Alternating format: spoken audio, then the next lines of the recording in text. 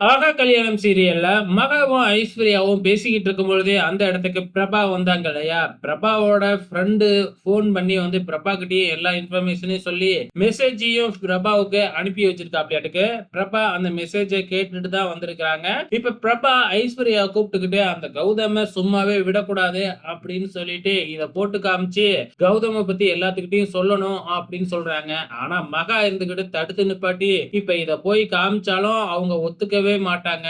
இது வேற யாரையோ என் வாய்ஸ்ல பேச வச்சு, வேணும்னே வந்து பாத்தீங்கன்னா, என்னைய மாட்டி விட பாக்குறீங்க அப்படின்னு சமாளிப்பாங்க. அதனால எந்த பிரயோஜனமும் இல்ல அப்படின்னு மகா தடுத்து நிப்பாட்டிடுறாங்க. இது ஒரு பக்கம் நடந்துகிட்டு இருக்கிறப்ப, இங்க வந்து பாத்தீங்கன்னா, சித்ரா தேவி குளிக்க போறப்ப, சித்ரா தேவியோட ரூம்ல அனாமிகா வந்து பாத்தீங்கன்னா, ஒரு மைக்க ஃபிட் பண்றாங்க. எதுக்காக அப்படின்னு பாத்தீங்கன்னா, அனாமிகாவுக்கு சித்ரா தேவி மேலேயே இப்ப டவுட் வந்துருச்சு இல்லையா? அதனால அவங்க என்ன பேசிக்கிறாங்க அப்படிங்கிறத ஒட்டு கேட்கணும் அப்படிங்கிறதுக்காகவே ஃபிட் பண்ணி இருக்கிறாங்களாட்டுக்கு.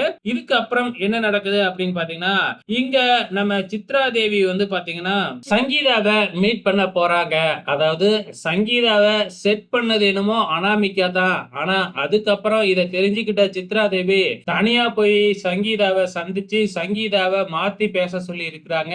சோ இது எல்லாமே அனாமிகாவுக்கு தெரியாம தான் நடந்திருக்கு அப்படிங்கிறது நல்ல தெள்ள தெளிவா தெரியுது. சோ அனாமிகாவோட எண்ணம் அந்த கல்யாணத்தை நிப்பாட்டணும் அப்படிங்கிறது மட்டும்தான். ஆனா சித்ரா தேவி தான் இது எல்லாமே பிளான் பண்ணியிருக்கிறாங்க அப்படிங்கிறது இப்பதான் தெரிய வருது. சோ இந்த பக்கம் வந்து பாத்தீங்கன்னா கோயில்ல இந்த 3 பேரும் அதாவது ஐஸ்வர்யா, பிரபா, மகா இவங்க 3 பேருமே தன்னோட அம்மா வீட்டுக்கே போலாம் அப்படின்னு முடிவு பண்றாங்க.